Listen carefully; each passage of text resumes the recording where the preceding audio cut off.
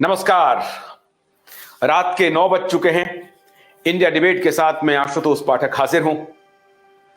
दोस्तों,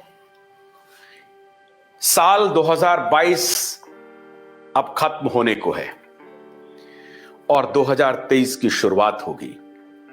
लेकिन 2020, 2021 और 2022 में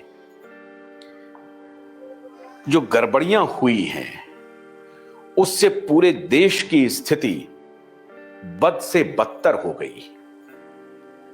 और उसमें एक वर्ग है जिसके बारे में क्यूवाइब नेटवर्क अब यह सवाल आपके सामने रख रहा है। हमारे दर्शक इस बात को जानना चाहते हैं कि आखिर में हमने यह अभियान की शुरुआत क्यों की है, इस अभियान की आवश्यकता है। हमने जो एक अभियान छेड़ा हुआ है अभी, और जिसके लिए हम लगातार ग्लोबलिस्ट माफिया को सवालों के घेरे में खड़े कर रहे हैं और उनके खिलाफ हर तरह की लड़ाई लड़ रहे हैं, वो तो हम जीत ही रहे हैं आपके सहयोग से। लेकिन उसके बाद भी कई लड़ाई लड़ने की आवश्यकता है, और उसमें से हमने जो अभी 2-3 लड़ाइयों को चिन्हित किया है, उसमें हमारे देश की आर्थिक स्थिति है, हमारे देश के किसानों की स्थिति है और हमारे देश के बेरोजगार युवाओं की स्थिति है। बारी बारी से हम सभी मुद्दों को उठाएंगे और आपके सामने लाएंगे। और पत्रकारिता होती क्या है, यह आप लोगों के सहयोग से साबित करने की कोशिश करेंगे। और हमारा नेटवर्क पूरी तरह से जन सरोकारों के मुद्दों को उठा करके, और उसमें हमारी कोशिश यह रहेगी कि उसका रिजल्ट भी आए, सिर्फ हम मुद्दे ना उठाएं। इसलिए हम लगातार अभी हमने नॉन परफॉर्मिंग एसेट को लेकर के व्यापारियों के जो दर्द हैं, इस देश के अर्थतंत्र को किस प्रकार से तोड़ने की साजिश पिछले हजारों वर्षों से, सैकड़ों वर्षों से होती रही, लेकिन हमारा देश कभी टूटा नहीं।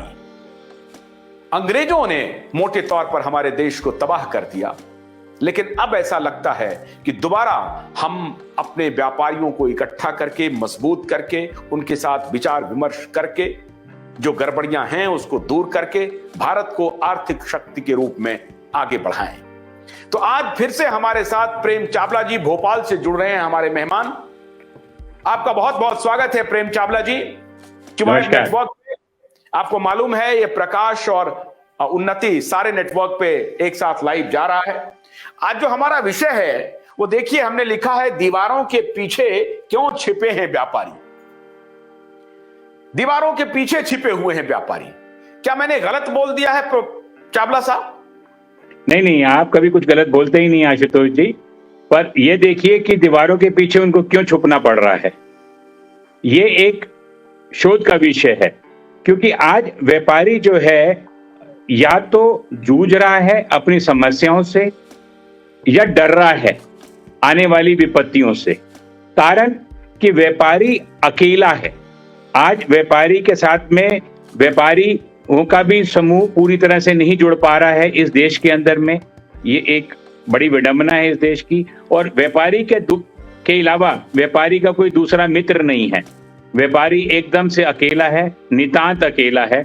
और दुख की बात यह है कि व्यापारी जो देश के अंदर सबसे ज्यादा सम्मानित होने योग्य व्यक्ति है, उसको सबसे ज्यादा सम्मान मिलना चाहिए। आप बताइए, आपका ये अनुभव है being a very vigilant journalist कि व्यापारी छुप रहा है दीवार के पीछे। तो ये तो बहुत शोध का विषय है, जो चूंकि ये सत्य है पर ये शोध का भी विषय है। इस पे आपको आगे आना चाहिए और अपनी बाहें फैलानी चाहिए, बोलना चाहिए कि व्यापारी बंधुओं आगे आओ, आपकी समस्याओं को मैं लेके आऊंगा राइट प्लेटफॉर्म के ऊपर में, और मैं आपके साथ लड़ूंगा। आपका पूरा नेटवर्क लड़ेगा। प्रकाश जी और आपकी पूरी टीम जो है उनको आश्वस्त करिए कि वो इनके साथ, आप हमारे साथ हैं करके। नहीं, हमने इसलिए ये पूछा है चावला साहब कि मैं ये देखता हूं कि व्यापारी खुलकर के सामने नहीं आते हैं। मैं तो पिछले 3 साल से तो खैर कोई आंदोलन नहीं देख रहा हूं, लेकिन मैं पिछले दिनों नागपुर में था और वहां पर कैट के प्रेसिडेंट से मेरी बातचीत हुई, तो उन्होंने कहा कि हम अपने तरीके से मोबिलाइज करने की कोशिश करते हैं। 8 करोड़ हमारा मेंबर है और उनके पास हम पहुंच रहे हैं। लेकिन सवाल यह है कि व्यापारी अपने आप को संगठित करके पॉलिटिकल बिरादरी को पर्स तो पहुंचा देती है, उनकी संस्थाएं, उनके संगठन व्यक्तिगत रूप से, लेकिन पॉलिटिकल बिरादरी उनके लिए खड़ी नहीं होती है, कोई काम करती नहीं, या आपके पर्स की उन बिरादरी को कोई आवश्यकता नहीं है, आप उनको पर्स नहीं पहुंचाते हैं क्या?